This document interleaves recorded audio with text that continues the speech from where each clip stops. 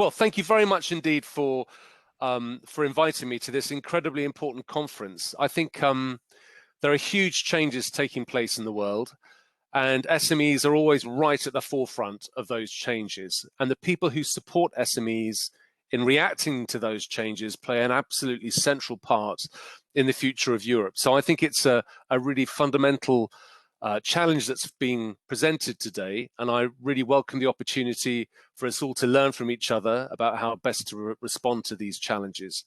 My name's Charlie Dannreuther. I work at the University of Leeds, and I've worked with CNA and some other organizations in the past looking at the politics of small business policy. And today I want to talk about Mind the Gap. I want to talk about the digital divide and how we can help SMEs to bridge it. So hopefully I'll be able to change the slides now and you'll see them here. Okay, so the first thing I wanted to talk about was what is the nature of this gap. The most obvious form of the gap is the problems accessing online. That's infrastructure, that's broadband, and that's skills. And these are really important challenges for small businesses in terms of how they access them and how they are able to even get onto the digital arena. But there are also some very important other gaps between the economy and the needs of the planet, between us as individuals and other people, and between our leaders and how we live our lives. In other words, I think the transitions happening at the moment are more than about moving online. I think they're also about a major shift in how we understand our role in the planet, and in terms of how we participate in our societies, and also how we govern ourselves. I'm sitting in the UK at the moment, and we've had huge problems because we haven't addressed these problems effectively. So these are times of change, and SMEs are at the forefront of these changes, and SME vocational educational training support is really important in facilitating these changes in an effective way. So I've thought it might be helpful to look at a few ways in which SMEs already closed the gap before discussing how a research-led institution like the University of Leeds can also facilitate SMEs to bridge that gap. The first thing I wanted to talk about was about how do SMEs draw on what they already know to better use the forms of new skills that they get. So one of the challenges presented by the digital economy is not just the transition and learning of the skills, but learning how they work with the particular business that's being run. It's that translation which is really important. And this supermarket here called Hisby, which is short for How It Should Be, is a cooperative supermarket based in Brighton, which has managed to find its way into the very competitive, large corporation-dominated supermarket sector in the UK to deliver an ecologically sustainable, locally sourced, very affordable form of supermarket. And the main way it did this was by using the skills, the marketing skills that the owner had. She was very effective in developing a community, an online community, organizing opportunities for people to invest in the new store and the idea of the new store, and delivering training to bring people and to build a community around it. So Hisby already existed in many people's minds before it even opened its door. So the point here is that the people who started up Hisby were drawing on what they knew to develop their business, and then they use that to engage with a digital online context. And I think it's important that when we think about the digital, we don't lose sight of what we already have. It's not a case of moving solely online. The second point was about rebuilding our local democratic institutions to share our agendas. The changes that are being made in the economy and across society at the moment, the changes that are being required through the Osnabrück Declaration in the EU to react to environmental challenges, to deal with social inclusion, these are major changes. And at the moment, much of the pressure to make changes comes from the top, from the national, and many local democratic institutions have been weakened through years of large companies taking up services or more top-led initiatives from national governments or European agendas. In many ways, especially in the UK and across other countries in the EU, we see the reaction supporting populist far-right movements very much as being about a gap in local democracy as well as national democracy. It's very important that we reframe local dialogues to make sure that small businesses, local concerns and stakeholders are brought together again. And that's about taking more of a responsibility for addressing social and ecological changes, which is what this supermarket does. It effectively says it's not just the government's responsibility to deal with ecological challenges. We also need to take these jobs on ourselves. So I wanted to talk a little bit about how the University of Leeds, which is a large research-intensive university, has dealt with some of these issues. Leeds University has been a civic university in the past, but we lost our orientation towards our local town by becoming much more focused on global research agendas and not thinking so much about what the city is involved in. So we created this new module called Engaging the Modern City. And the idea of the module is to not just give students work experience, but to help students, and in particular postgraduate students, bring the knowledge that they had into the city and into the community of the city. So what we've done is design something in which partner organizations, effectively small firms working in the culture sector mainly, but also in other sectors, have brought in challenges to the university, to the students, and we support the students in dealing with those challenges. So it's not about academics asking students to tell the academics how right their academic research is. It's about asking students to respond to the needs of local businesses, to bring in the skills that they've achieved and developed from a whole range of educational experiences to deal with the problems of the small firm. And that's important because this is about a communal, local relationship. It's not just about the digital, it's about transferring knowledge through social practice and engagement. So what happens is the partners set a problem, the local businesses set a problem, and the students are created into teams to address those problems. The partners then get expertise, they get innovation and ideas from the students, and the students are able to access all the information and knowledge and research and library resources from the university and help channel that into something that's useful for the small business. The students gain experience, they gain knowledge of their community and a sense of value for their education. The local partners gain expertise, they get innovative new products and processes, and are able to, most importantly, digest the research and knowledge that the university can present.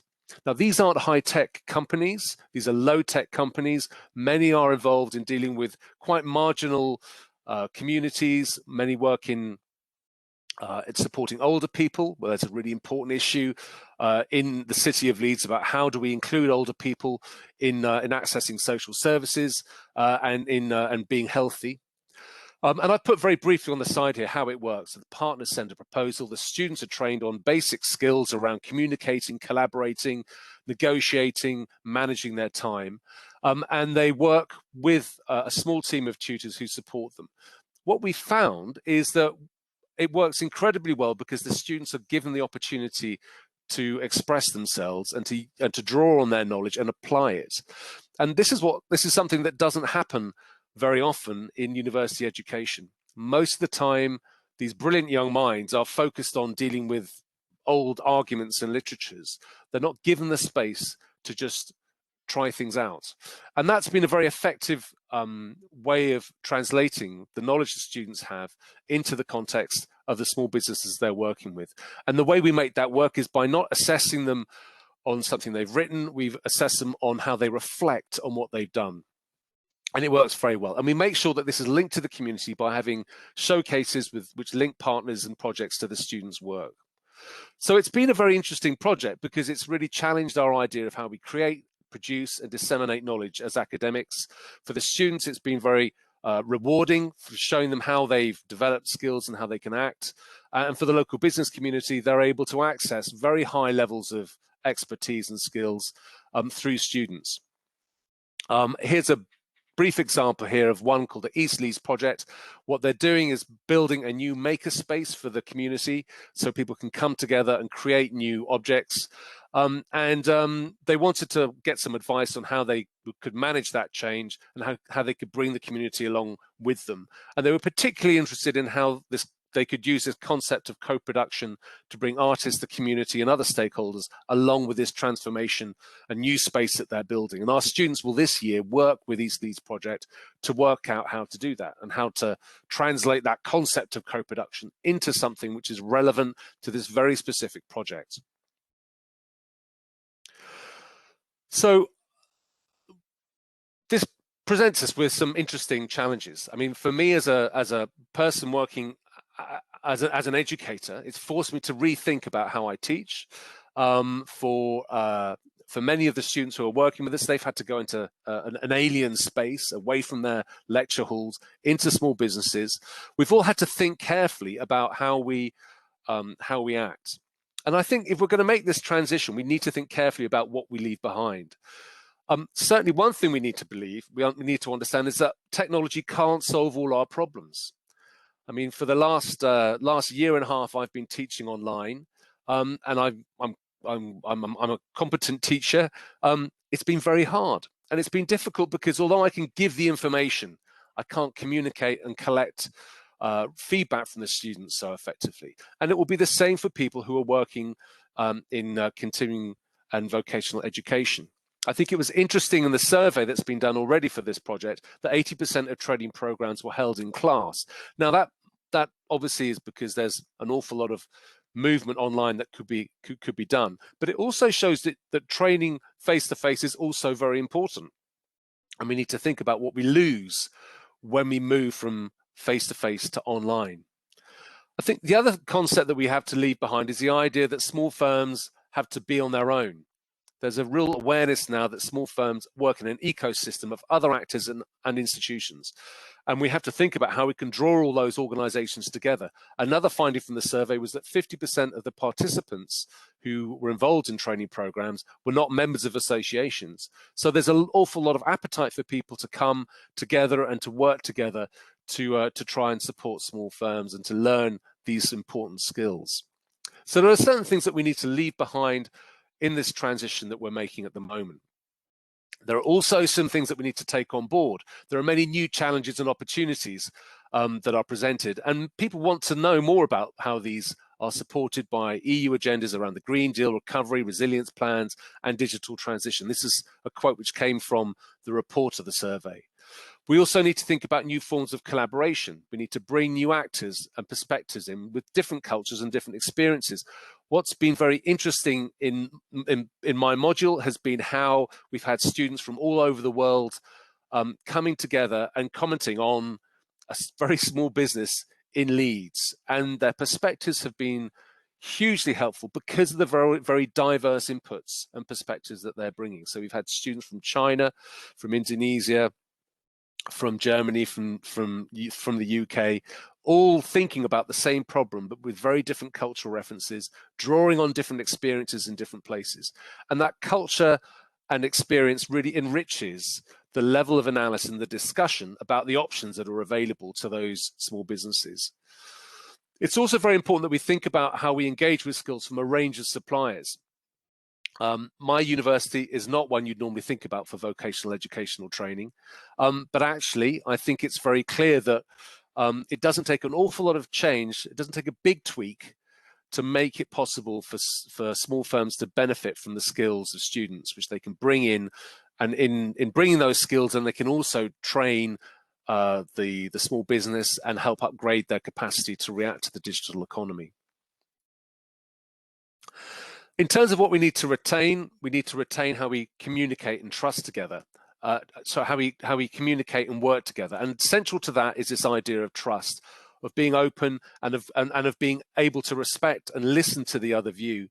I think in recent years, listening has become something which has become in short supply. And it's very important that at all levels of the political system, we have more listening as well as acting. We need to have confidence to remake Europe from the bottom up as well as from the top down, and that means acknowledging the limits of what the EU and nation states and national governments can do. And as the previous speaker, Mr. Magyar, pointed out, there is no one size that fits all. It's really important that there is space for small businesses to be able to say what they can do and what they can't do, and to have a negotiation and a discussion of the best way to communicate these new skills that are required to access the digital economy to those small firms. And the final point I wanted to make was that we need to retain this recognition that a small business economy is one of diversity and difference. And that means more openness, more diversity, and especially a recognition of how other groups who've perhaps not been recognized as much in the past have played a really important point in the diversity of the small business economy. And I mean migrants and refugee groups who've played such an important role in re-innovating and developing, certainly inner city areas. So they're my main points. I wanted to thank you very much again for giving me the opportunity to talk. And if you have any questions, or if you would like to be in communication with me afterwards, please do get in touch. That's my email, ipicd@leeds.ac.uk. And thank you very much again for your time.